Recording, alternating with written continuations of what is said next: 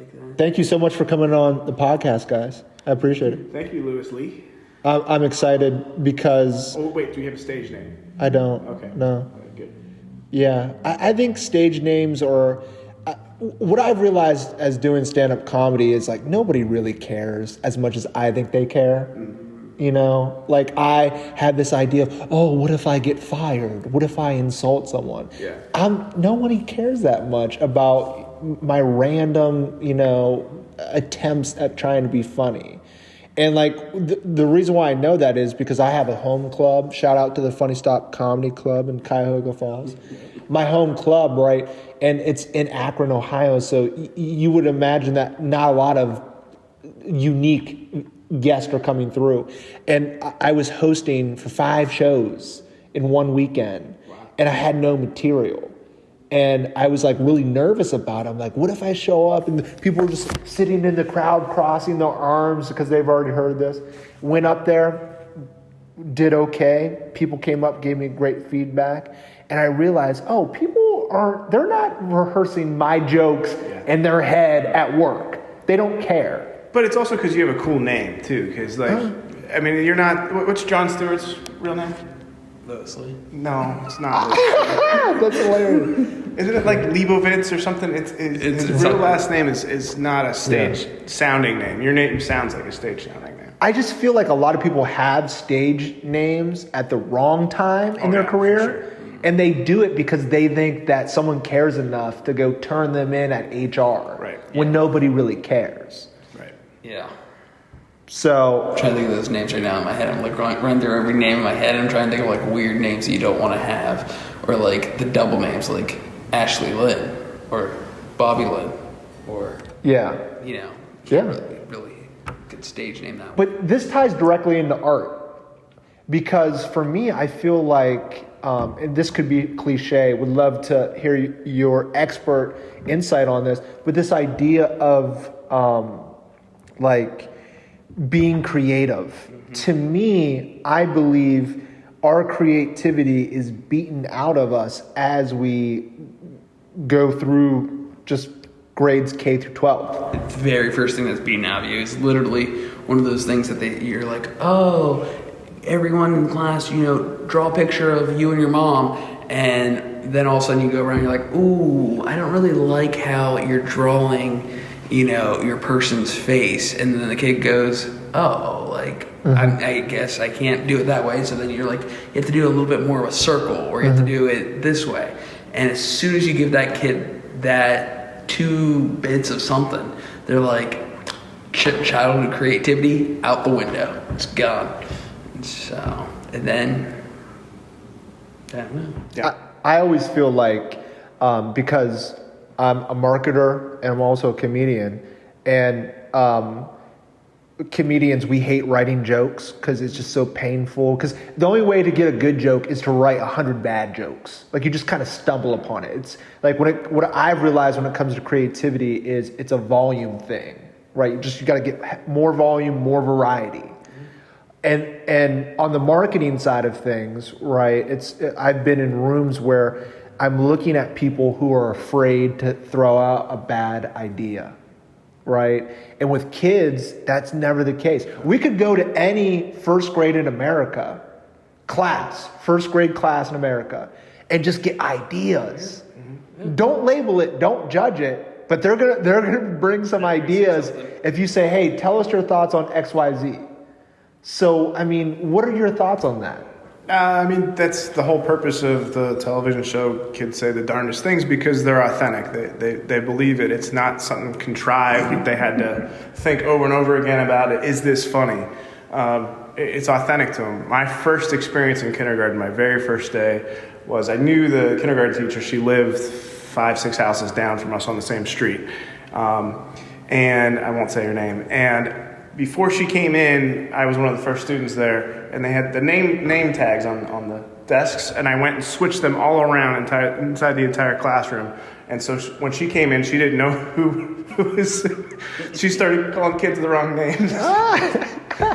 And that was my little prank on her. That's hilarious. But, that's if you were to do that and 12th grade, obviously, Yeah. would be laughed out of the room. But authentic humor, especially as a child, seems way less manufactured. Good old-fashioned fart. They fart in kindergarten, and they all laugh. Yeah. They fart in 8th grade, that kid gets ridiculed. One of the things that I've realized on stage is that because I talk about being half white, half black, and You're black? and that's what people in the audience say. But it's See, I always, and this is maybe just colored lenses, but I always viewed you more black than white. that's how I define myself. I saw you guys a little bit more Portuguese. I always look at myself as a black person because I don't think that I could have owned a slave in the early 1800s. I don't think they would have got away with it. I would have been in the kitchen. I would have been serving food from the kitchen. So you're saying you would have been? I don't see it. If I was ever a slave, I would say that I would cry, and I couldn't do manual labor, and then I would. Same here. You know. Same here. I'd be afraid of the horse, and then I'd draw pictures. But I talk about being half white, half black, and it seems like the audience, they kind of feel like they're not sure how they're supposed to respond. Right. They're not sure if they should laugh. Well, and that's what society feels like probably as a Yeah. whole. Just for that whole, no matter who you're talking about. And that's why there's all that controversy over what was the white woman that claimed to be black? It was definitely not black. But you could see that pigmentation wise, but that doesn't mean anything necessarily. So that's why it's controversial. But I think it comes back in that still with artwork and jokes and everything like that is I think people that are able to joke about if it's politically correct or not politically correct is someone that has already accepted the correctness or the deeper side of that in their head, where the people that are going and then like freaking out, you know, they're like, oh my, I think there's still some of that back thought that's never happened to it, and I think it's going over their heads pretty quickly. So can you talk about some examples of some art pieces that you've had that might have sparked something against people that they're not sure that they should like or accept or what have you? So we have a giant 5.5 foot tall Donald Trump sculpture in our gallery. Bobblehead. It's a bobblehead. And Next to a life-size replica of Hillary Clinton bobblehead. Both were on the campaign trail with both of them. Both were at the DNC convention and RNC convention. And they were in our front window for about a year and a half. Now they're tucked away in a corner. Every time someone would realize who was who, if they'd punch our window. And on both sides. On both sides. And that was a physical reaction that happened. Art-wise, I think people still... The only thing people get uncomfortable about is nudity. That's the only thing. Every other thing, you know, if you could have racial slurs thrown up on the wall, you could have any other type of controversial thing, and it gets a look at or it's understood as, oh, that's art. But as soon as you throw like nudity on the wall, people go crazy. Why do you think that is? I don't know. It's just one of those weird things that like we had for the longest time. We had a community sip and paint where everyone came in and painted, and we had a lady write, you know, F this, F that all over the canvases, and people were like, yeah, like that's great stuff. But then we had a lady that did like a large nipple, and everyone was like, ooh, like, is that what I think it is? Is that what I think that is? And no, it's just circles. Don't worry about it. It's just circles. And the same artist did like these large like ceramic bust of herself, and everyone's like, oh, I don't know if we could have this up during our event at the gallery. And you're like, but you're okay having like the F word all over it. Yeah. And I don't know. Huh. It's weird, but art in a controversial way. I think that's why art and comedy are related, because they're both sometimes shock effect events where you're trying to provoke a reaction from the audience. Whereas the show we have now up on the walls, nothing against it, but it's very vanilla would be the word. Very vanilla. There's nothing that's going to make you, oh my God, I can't believe I'm seeing this. A lot of the times that's economics, where I'm not going to buy something, oh my God, I can't believe that I heard this. I'm not going to buy that record from that comedian because I don't agree with the views or I think they're shocking, even though they might be 100% correct. I don't want to hear it. It's not. It doesn't align with what I see, how I see the world. Right. It might be 100% true, but not true to me, and I don't want to believe it, so I'm not going to accept it. Same thing with art, and that's economics, that's business, where most people aren't going to want to buy something like that, a piece that's controversial like that. But those are kind of the ones that I like a lot. You do. You do buy those ones, though. I do buy those ones. You do buy those ones. Yeah. So the way I define art, I stole it from a legendary marketer, if there's ever a thing, named Seth Godin. And his definition is art is the ability to create change as the result of your work. Right? And I've come across artwork, paintings or photography that I was like, ooh, I don't know how I feel. But as soon as I feel that inside, I always try to analyze me. I try to analyze the response of like, what's going on with me as to why I'm feeling this way. And I feel like, to me, when you create anything that moves someone to really take a second guess at themselves and their place of viewing things, is beautiful, and it's art, because if you can catch a glimpse of what the artist was trying to do, you just connected to consciousness. Yeah. Right, because the artist is an independent consciousness. They're seeing life through their lens. Yep. You as the viewer, independent. And if there's a spark in between there, if someone's catching something that, because as an artist, you have to kind of have empathy of the viewer, right? You're thinking of them, of how they're going to receive it. 110%. You look at you always want your concept to come across very clear. Like if your concept goes across to your viewer, it's like, I did something right. There's always that. The big artist that everyone always brings up is art sucks. Is Jackson Pollock? Why does Jackson Pollock's splatter pieces look the way he does? Right. And one, he was spelling his name. Two, he was drunk.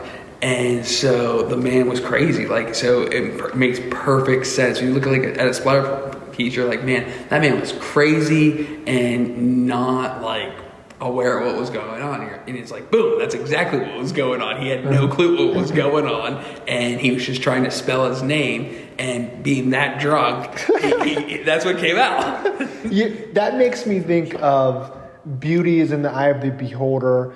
A lot of it comes down to subjectivity, right? And a lot of it, value is relative. Oh yeah. So how do you have those words that are so unstructured and carry a lot of vulnerability with it?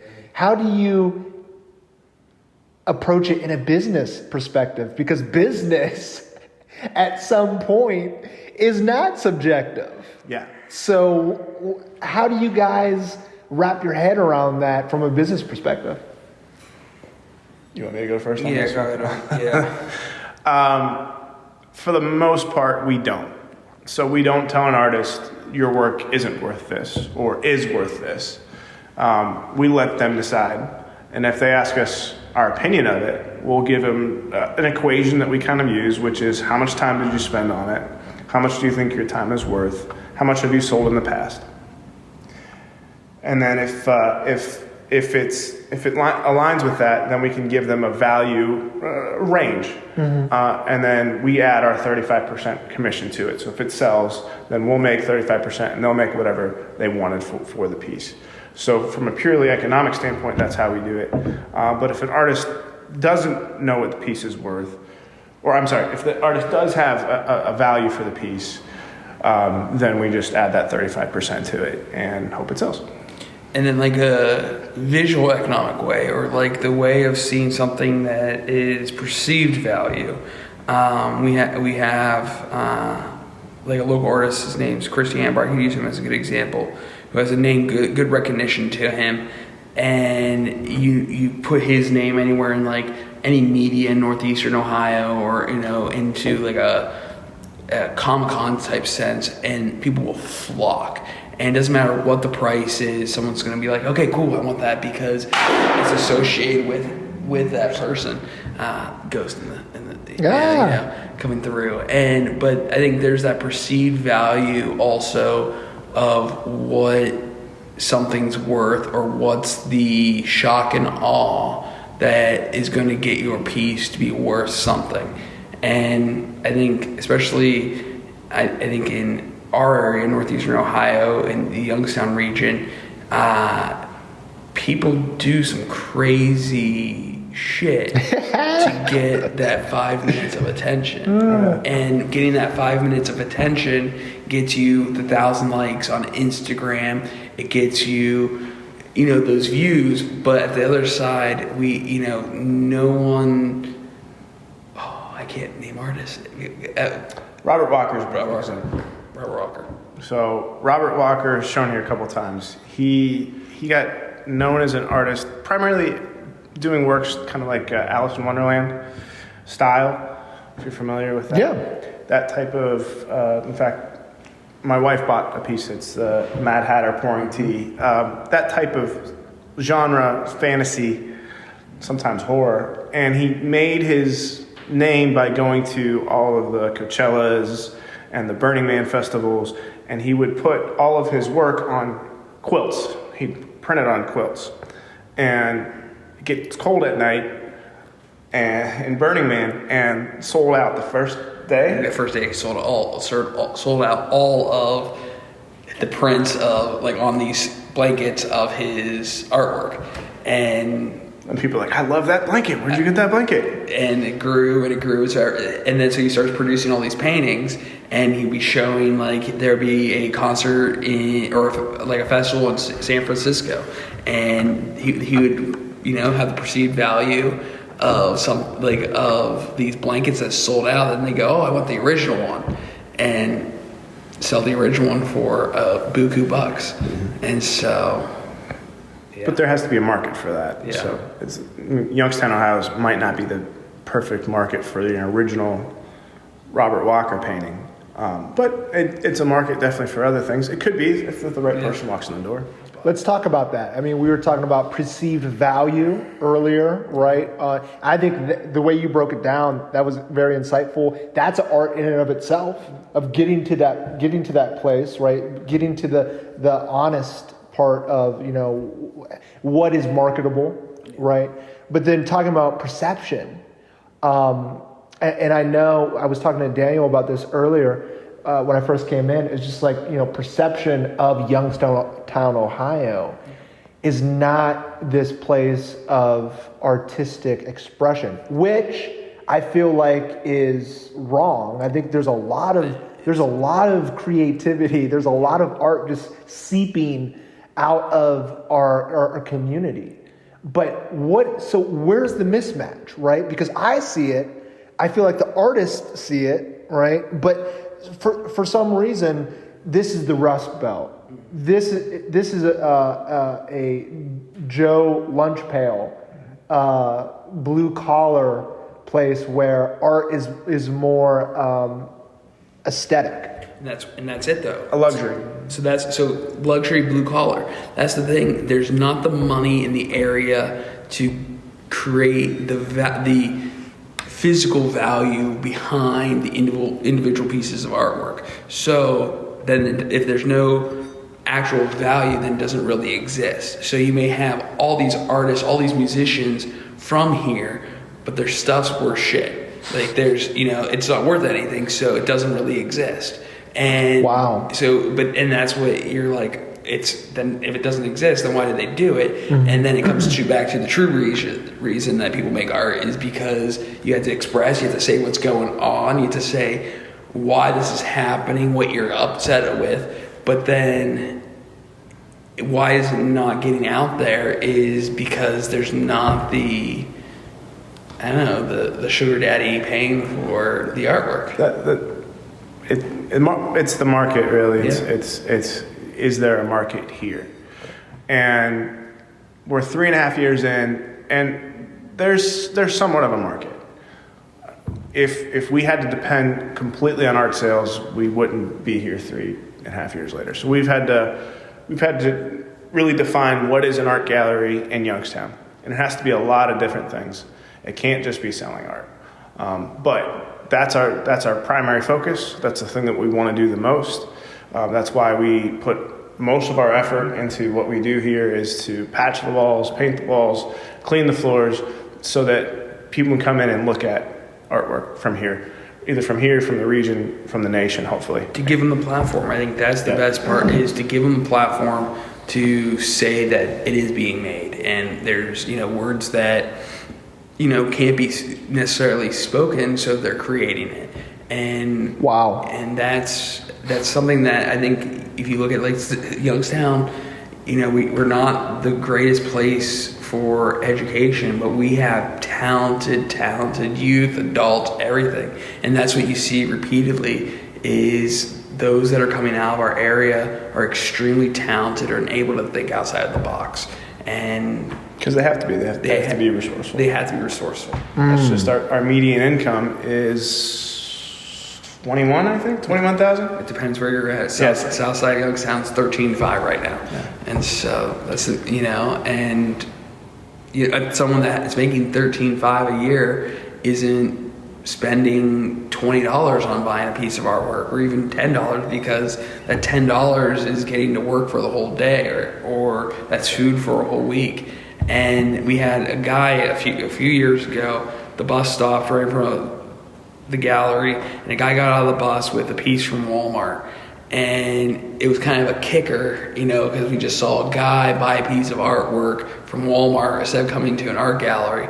But it made you rethink that at least he's buying something that's making his life a little bit better. Wow. And even if it's not coming from us or an actual artist, it's something visual is making that person's day a little bit brighter. And I think that is the value of what our area is our area has the value of they can appreciate what they see, what they smell, what they taste, and what they hear. And yeah, that's our perceived value. It's not actual physical cash, but our values in other routes. Stephen, what was the conversation between you and your wife when you brought the idea of starting soap?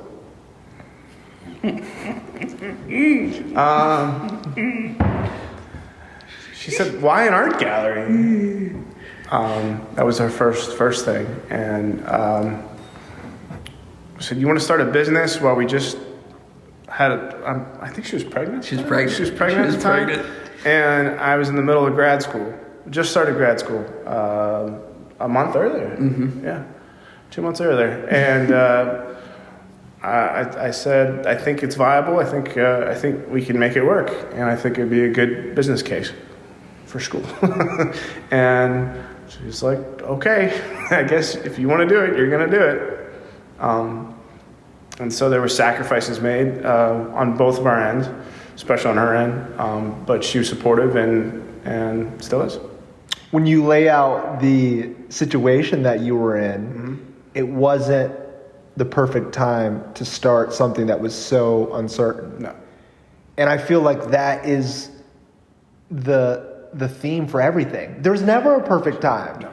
There's never a moment when you have it all together or you have the answers. But you have to, in order to pursue your potential and transcend and grow, you have to dip your toe into the cold water first. Yep. And was I feel like not only was that a personal thing for the both of you, but that was something for the whole community of dipping our toe into what it means to promote local artists. Yeah, and I think if it was too hard, if we came against too many barriers, we would have pulled back and not done it. But things aligned right. We had the right spot to be in. We were really comfortable here with the overhead. We worked really hard to make sure that we weren't over a certain figure, and that we had a business model that was sustainable beyond just art sales. That's changed over the years. I think our initial model was a lot more class dependent. We wanted to do sip and paints more, and then we realized we don't like sip and paints that much at all. We don't like doing it. We don't want to do it at all. We don't do it. We do a lot more concerts. We utilize our loading dock a lot in the summer for bigger style events that aren't necessarily related to the art gallery, but music is a art as well, art form. And so partner with other organizations that do art, especially nonprofits. Lit Youngstown's a big partner with us that does literary art. But I think it's been coming with pairing, though, with all of our events. We went from being primarily, art classes, art, some more classes. And then slowly but surely, you start working with, or you start living in a community, and your business starts being a part of the community. And someone goes, oh, hey, can we do a fundraiser? Or hey, can we have a lecture? Can we have a talk? And then you pair it up with this person, and someone that's in the audience goes, oh my goodness, well, I want to do this event there. Mm-hmm. And while we're at this event, we want to, talk about what's on the walls. And we had a lady that came in this morning, and she has an event coming up here in April. And she said, so the watercolors on the wall are good, but I want something that's a little bit more shock and awe. And I go, what do you want? And she goes, just bright colors. And I'm like, okay, we can do that. We can make sure that you have that. So the community now, I think, has developed a taste for different styles of art, what art is, and that art has a value, and that they could actually buy it. If anyone knows about Youngstown has the Butler Institute of Art. Growing up, everyone goes to the Butler and knows that it's for free. You're allowed to see art for free, and you don't have to pay to get in. But it's that idea now that we're getting into the community that you're able to see art for free, then you're able to buy art as well. And then buying the art supports the artist, that allows that person to keep going on doing what they want to do. And it may not jive always with, the rebellious artist, or it may not always be so it's too fancy maybe to rely on the commercial aspects of art, and that kind of goes against the punk mentality. But gotta make the rent. You gotta make the rent. And I think that's what sometimes different artists, different organizations, sometimes it's hard to meet. But, it's... Like last month, I volunteer at SCORE. Have you ever heard of SCORE? Yeah. It's a mentorship it used to be retired executives that mentor for free. And it's branched out. It's actually part of YSU. And they've been holding meetings here. They had a meeting on cybersecurity. A speaker came in, a lawyer from Canton. And one of the attendees bought one of our most expensive pieces off the wall for, was it $2,600? $2,600. And all that wouldn't have happened if she wouldn't have been here. So it's exposure. And that artist, she got her label on a Modern Methods beer can. So the same painting. So that's what she put, like this crazy price on. It was a good painting, and the piece was put onto one of our local breweries' cans. And so she's getting the exposure for her paintings on something that everyone's drinking, and then it's there was a huge monetary bonus of actually selling the actual piece of artwork. And so this artist now has a good sizable chunk of a monthly income from just doing art. And I don't know. It's beautiful. It's tough, but it works. One of the things of being in comedy, there's a difference between being a comedian and then running a show and running a club, right? And a lot of people, myself, is in this category. I don't want to run a show because organizing comedians is like herding cats. What is it like with working with artists? I mean, They have more ego than a comedian does, and they have more jives than a comedian does. I mean, we had a show coming yesterday, and everyone's pieces are lined up along the wall, and you have an artist, with a huge ego walks in and goes, I'm not showing with that crap, and you go, what do you mean? What? And artists have all super egos, or they're super friendly, or they're the cat ladies. They are the people that are herding the cats, or you have the person that is the CEO of a company that their whole life's been making art under a different name, and hasn't told anyone that they're making art. And when they find out, they're the hot stuff, and we have that all. But artists are artists. There's nothing else to it. A comedian is funny, and sometimes, or they have that. I feel like they're very similar. They're very similar. This is my work. You better like it. Do you feel like in order to create something that might not work, that's what art is, right? It might not work. Yeah. You have to have some level of ego to push you past all the social conditioning of, hey, we don't need you to create. We just need you to plug part A into part B. I'll say this. It takes a lot of guts to put your work on the wall. It takes a lot of guts to stand up to a microphone and try to tell jokes. No one in here on the wall is vulnerable enough to say, I don't want anyone to see my artwork covered up. They're on the wall for a purpose, and that's the same thing I would give advice to a comedian. You're out there in front of the mic on purpose. Make it count. Yeah, I think that's the big thing. Is as soon as someone gets on stage, you are automatically opening the door for someone to think something about what they're seeing.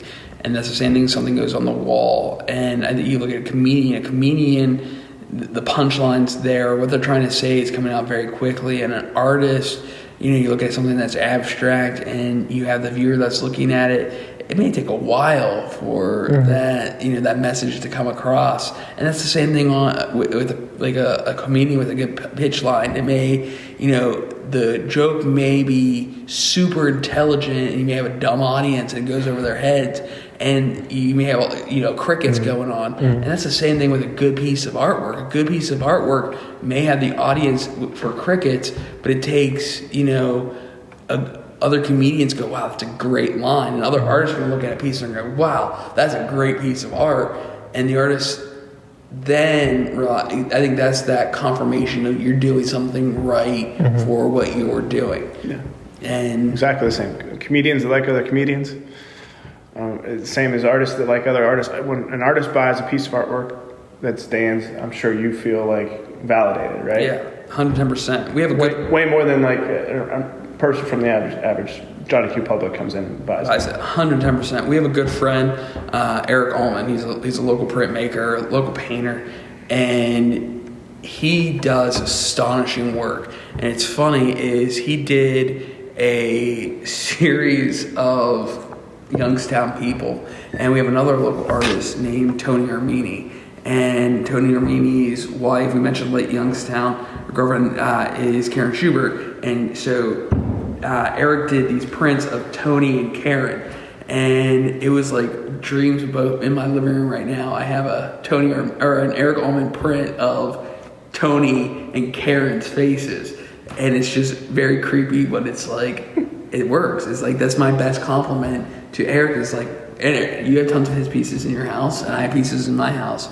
And you love someone's work because you either love the work or you love the artist. And that's the same thing with the comedian. You go to these shows because, one, you love their material, but you love the comedian more. You love the person. And I think that's how all things work is once you form the bond or once you form the relationship, people go to listen, people go to see But are they really there for that? Yeah. They're there just to be in the audience, to give this support. And so context matters.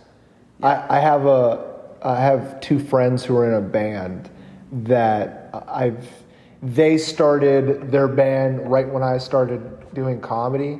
So we're watching each other evolve. Yeah.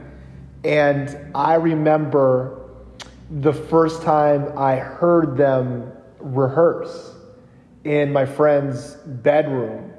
They had the door shut, and I just waited outside listening to them. And there's a song that I'm listening to that I eventually ended up on their music video with. The same song. It was awesome to see that. But when I hear them play it live, and I'm in a venue where it's being played, there's so many different emotions for me that I have about that song, and it's because I have that context, right? So, is that something that, from a business perspective, you would, Stephen, call that market, like a market fit? Oh yeah.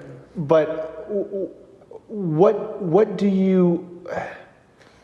It makes me think of like game recognizes game, right? So an artist is recognizing details that the layman is not going to see. Right. So what are some things that the layman, when they come in here, what do they miss? What's a common theme that something that they miss that you feel is a blinking red light when you look at a piece? Canvas with a blank. So let's say there's a painting that's on the wall, and they come in and it's like a pop picture of any icon.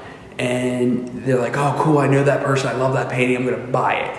And then you have the artist come in and look at it, and they go, why is there like a thin layer of paint on the canvas that they paid, $10 for the canvas at Hobby Lobby, and they got a cheap paint from like grandmother's house, and there's it, and they're missing spots. Person buys that piece because it's kiss on a canvas, and that's a good example. Is we had two artists at the same show that both had Kiss on canvas. One was a super quality. They're both same identical image, and both sold. But one, had the artist come in, and all the artists go, "Oh, that's a piece of," And then the other guy came in, and they're all like, "Wow, that's a good job. You did a really good job, getting those layers on, or it looked good." And it's seeing what the quality of the piece is. I think most people that aren't, good at seeing artwork pass up quality. They just buy whatever it is and that's why you should buy artwork. Come back to that. You should always buy artwork because you like how it looks. It's because you're the one that has to see for it every day. But when you buy something that fades in the sunlight within 7 days of going on the wall, we feel horrible on that part. Like, we literally had a piece of artwork that went on our walls. Within 7 days of it going to someone's buyer, we got a phone call that said, your piece faded on our walls. And I said, you bought something for... Contact the artist, and they should fix it, hopefully. And so... It's the same as the analogy would be like a Jeff Foxworthy album. It ages about the same, Badly. I had a conversation when I was at YSU with the director of the Butler Art Museum. Lou Zona. Yes, Lou Zona. Dr. Lou Zona. Who's going to come on? Someone had to say it. Yeah. I had a conversation with him and about art's transcendence over time. Mm-hmm. And it's consistency. And it's something that it doesn't matter like what time period you're in or where you're from, what culture you're from. There's art. And he said that he believes that if something were to happen where we were to get sent back into the Stone Ages, like Armageddon, right? Just everything blows up to pieces and we're down to a small tribe of people. We're still going to figure out a way to take our finger in the dirt and start making things that look like different things or whatever. Yeah. What is that? What is that about human nature that is so universal when it comes to creating? it gives that, it captures the time, it captures the moment, it allows for that escape.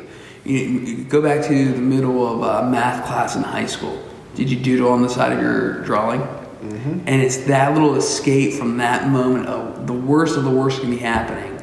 But I know that this simple escape exists, so it's not that bad if I could still do this. Same thing with singing, same way with making music, eating, cooking, is if I'm able to make something that's whatever it is, my handprint in the mud to put on the wall, that 5 seconds that it took to do that is a 5-minute escape from a real life situation of however bad it is, there was that 5 seconds of escape. And it's not 5 seconds of good, it's not 5 seconds of bad, it's 5 seconds of an escape. And I think that's what I think all creative aspects are, is an escape. And what's the worst place that you can be at on the planet, if you can think about it? Literally the physical... worst place you can be. I would say Syria, maybe? That's some destruction there. I was thinking if you got assigned somewhere, you got put somewhere where you were separated from the world, mm-hmm. That would be solitary confinement, right? Okay, yeah. You have nothing. There is no visual experience whatsoever. They are sensory depriving you. So mm-hmm. Any little bit of experience of that, I think any fragment of that is art. Even if it's a color of the wall. That's why jail cells are all white. Right. There's nothing. They're depriving you of every sensory. I think that's that little bit of spark, even if it is a handprint, is the start of something greater, art-wise. And we physically need that. Yeah. We need that to exist. And so you go back to Syria, you go back to, there's a group of artists right now that are coming out of Aleppo, Syria, they keep doing these exhibits of not photography. Photos are too real. They're too of what's going on for these people right now. But they're doing the paintings, they're doing the drawings, they're doing these things that aren't depicting a war zone. The beautiful things. Wow. They're finding the small, simple. There was something I was just reading is like the fungus that grows within Syria or something like that, and they're looking at the colors of mushrooms, and you're like, why? Like, and you're seeing, but it's that little 5 seconds of beauty. Go back to Luzona. Who's the top selling artist of today? In the past 20 years. I know, because I'm a layman, right? So I'm gonna manipulate this to fit what I want to define art. I define. We go back the ability to create change as a result of your work. So to me, the most successful artist of all time is Walt Disney. So same line. Thomas Kincaid. So if you talk to Luzona at the bar and you say, who do you hate the most? He's going to say Thomas Kincaid. But how do you spell Kincaid? Kincade. And everyone will know his pieces by the little cabin in the woods with the snow falling down everywhere, and there's the fire glowing. Looks like it's out of the Hallmark channel. Hallmark art sells. And that's our generation's Norman Rockwell. And Norman Rockwell was the same exact way. He was creating artwork that appealed to the masses that everyone wanted. And then on the same aspect is that there's the commercial value in that everyone wants that comfort value, that Hallmark sense, even if it's not real, they want that Hallmark sense in their life. So that's why all that stuff sells. I'm not saying that it's art. I'm saying stuff sells. And because Thomas Kincaid at Hallmark right now sells a train with his artwork on the outside of it. And what made Thomas Kincaid an artist? Guy died an alcoholic and cocaine addict. True artist right there. Yeah. And that's how he died. He had a heart attack because there was too much pressure on him, and he didn't feel like he was able to live up to the pressure, and ate him alive. And there's a story in that, and there's a story in the same side as like Norman Rockwell. Why did Norman Rockwell do all what he did? it was an escape from his reality to, have everyone go on to it. He wanted to bring happiness, and it's a strange aspect to art is, the perceived value, why you do something, why it's being made, and what are you trying to have changed. And I think that's having an art gallery or having access to art in a community. It makes me think of going mainstream. And to me, I look at going back to Walt Disney, right? Not specifically Walt Disney, but Disney today. Yeah. And you look at their purchase of, I think it was like 10 years ago when they bought Star Wars, right? The license to that. And to me, when I look at George Lucas and his creation, I know a lot of people talk about how he took a lot of influence from Joseph Campbell's Hero of a Thousand Journeys, of these patterns throughout time of mythology, of taking the archetype of the hero, and how those themes transcend around different cultures, around different religious beliefs. And George Lucas just kind of ripped that out, right? He just took that hero's journey and mixed it with sci-fi. Right. Yeah. Right? And you have this story that we're all drawn towards of being able to confront these insurmountable challenges, but transcend them. Yeah. And that story has been being told for thousands and thousands and thousands of years, right? And then Disney buys it, and it's kind of like they're creating it. It's no longer a story. It's no longer this archetype that appeals to the transcendence and the potential of humanity. It's more so of a giant flyer, a giant marketing piece, the product, to sell toys and ticket sales to the ride. It's a product. So how do you, and congrats to George Lucas. He got paid. He got paid, and he deserved it, right? Came up with Jar Jar Binks, so I mean, he got. But he held on to it though. But you look at George Lucas, he was able to hold on to that value. There's tons of people that can't hold on to the value. Once it goes commercialized, once it goes mainstream, you lose the value. You lose the rights to it. You write down this comedian who does my favorite. His name is Josh Robert Thompson. Josh Robert Thompson. He was the robot on the Late Late Show with Craig Ferguson, if you remember that. Craig Ferguson? Was he like a British guy? He was the British guy. Okay, gotcha. After Letterman. The late night, yeah. I am a morning person, but I feel like the Louis Lee late night show just rolls off the tongue. Anyways, go ahead. Yeah. It's a lot. It's the quadruple L? Yeah. Quadruple L. Okay, I'm sorry. Go ahead.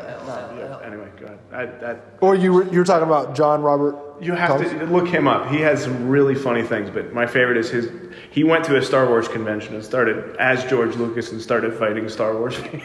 Oh, that's hilarious. That's awesome. Because Star Wars fans hate Jar Jar Binks, and he came with the Jar Jar Binks, and this is the best character ever. Anyway. Oh my gosh.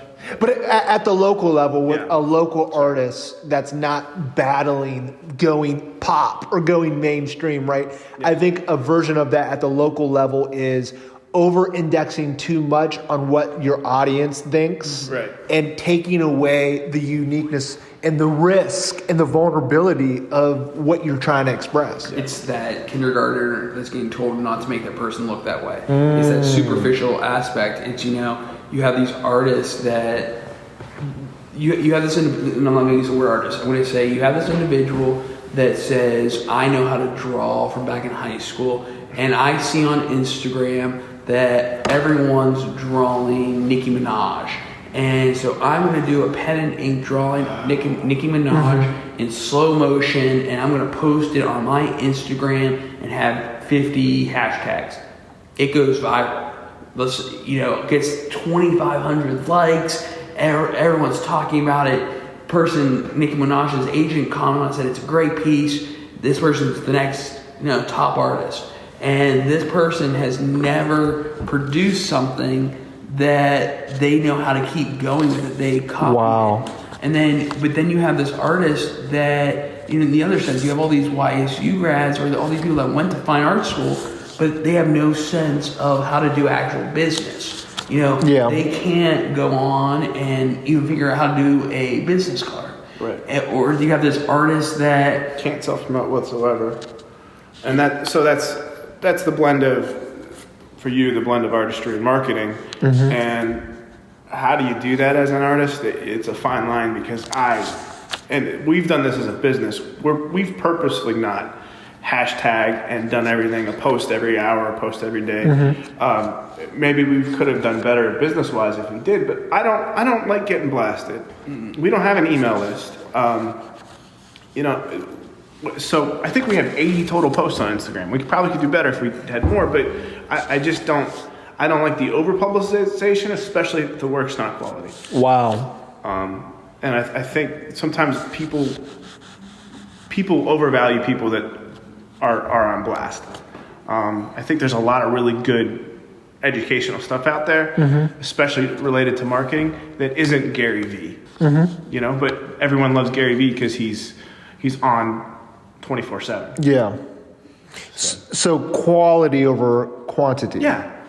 Your product has to line up with your marketing. If your marketing is better than your product, then it's unsustainable at some point, because they're going to find out. Exactly. And I think that's the big thing too, is then it gets to that mainstream or that sellout mentality.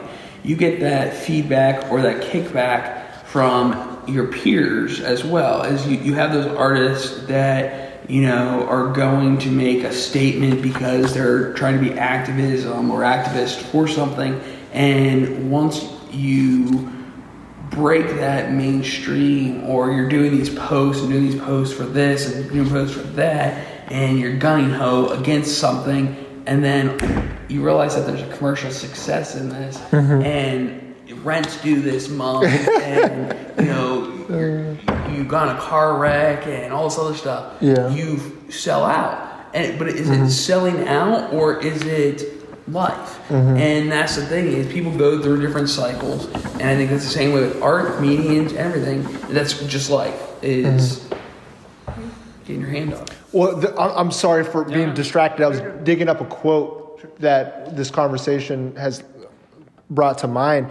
This idea of just trying to fit everything into an algorithm, right, is what we're talking about. Like being able to commercialize it and just repeat it over and over and over again. From a business perspective, that could be lucrative, but you find yourself in this vulnerable spot where you're losing your uniqueness. Yeah. Like what differentiates you? And this quote that I pulled, and I'm sorry, I can't.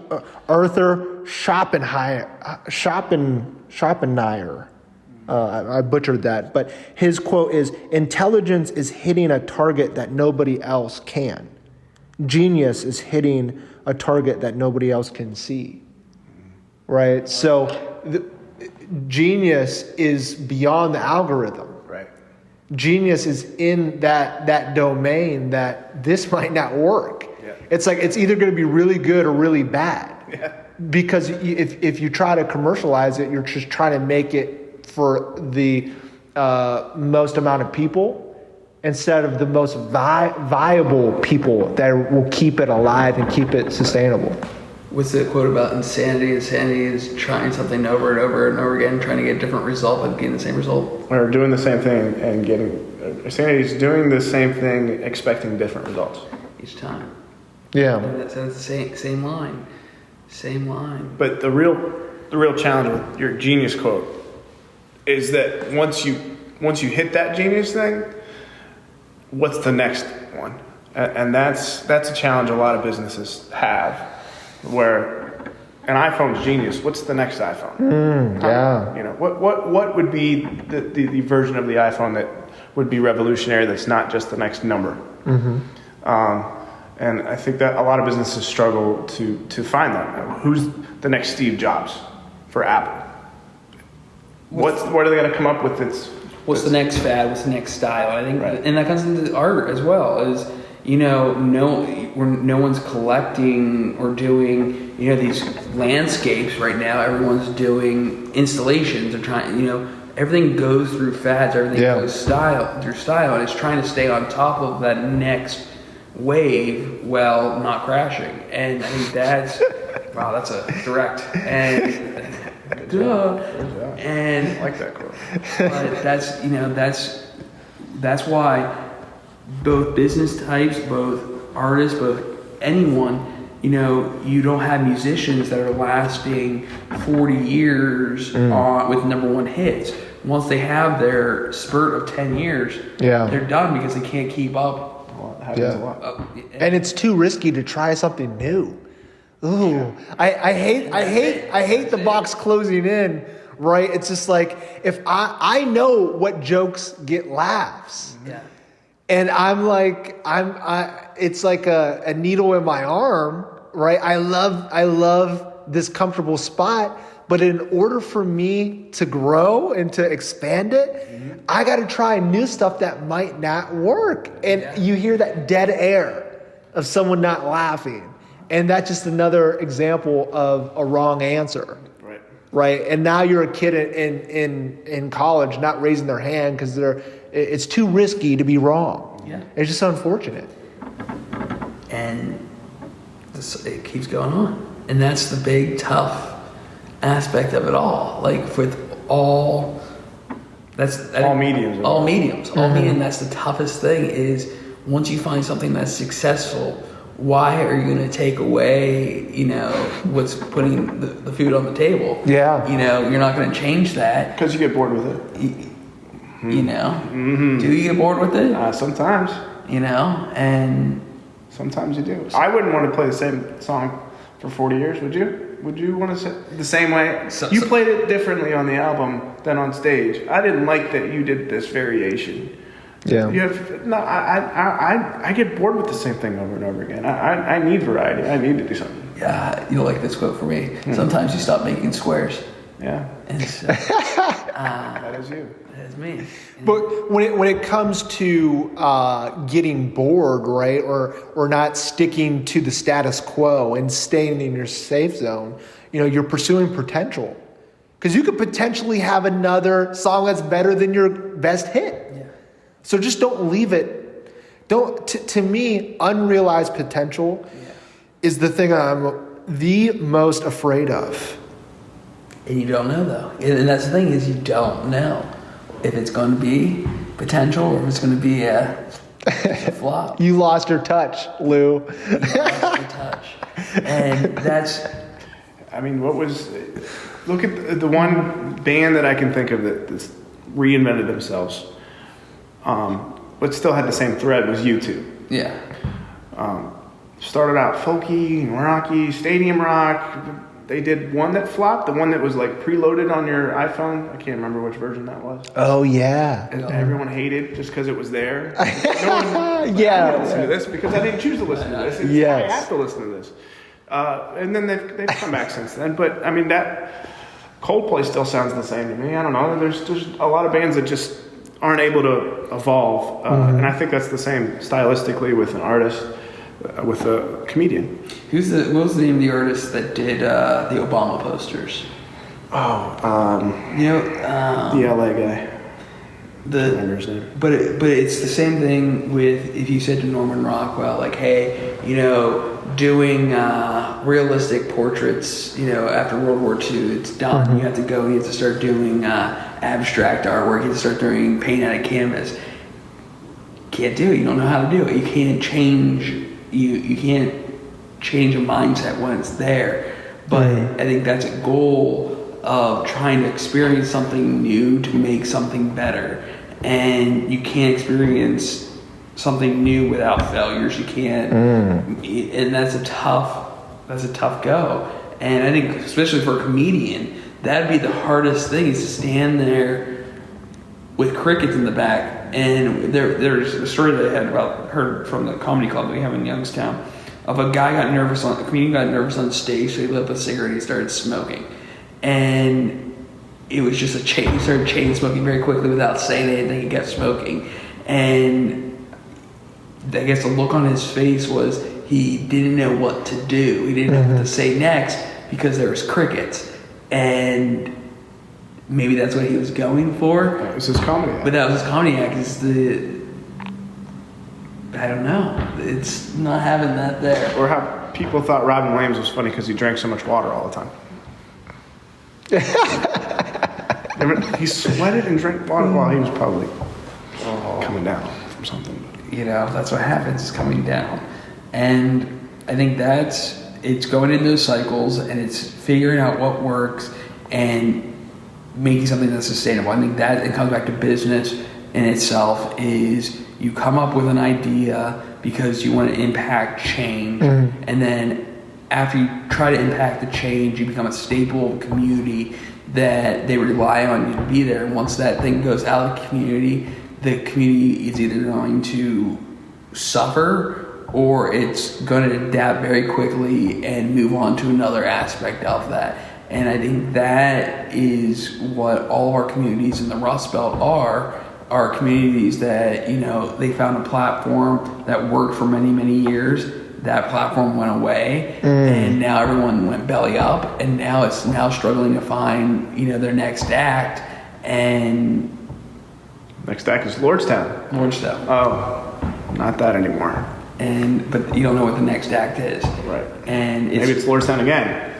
Maybe not. Maybe not. And it may be for the fourth time Lordstown, and but maybe not. And batteries at Lordstown. Batteries, yeah, or you know, maybe another steel mill. Maybe it's Farmore. And that's jail time. That's jail time. And I don't know. That's where we're at. Yeah. Is trying to figure out what the next step is. Youngstown is like a divorced wife. Just trying to figure. There's a bad joke in there that could get even worse on that. It's like a battered divorce. You know, it keeps coming back. They keep coming back, and he's gonna change. I know it. You know, he's gonna change. He's going to change, but it doesn't change, and until the husband dies, or you know.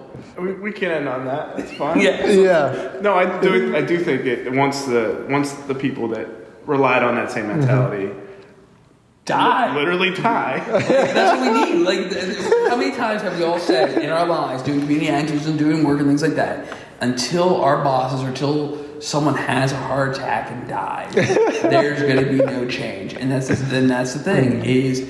You're gonna still have you're gonna be the battered wife that keeps going back, you know, to the abuse over and over and over again until there's change.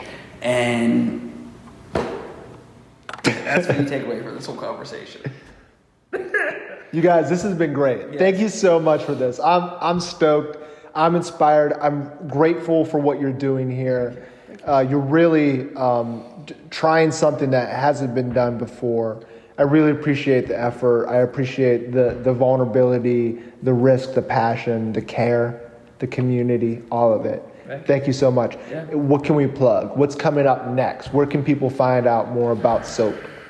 Check us out on social media, Facebook.com/Soap Gallery, always for all our upcoming events. And I think the biggest plug that we give a plug to is support your local artists, support the local acts.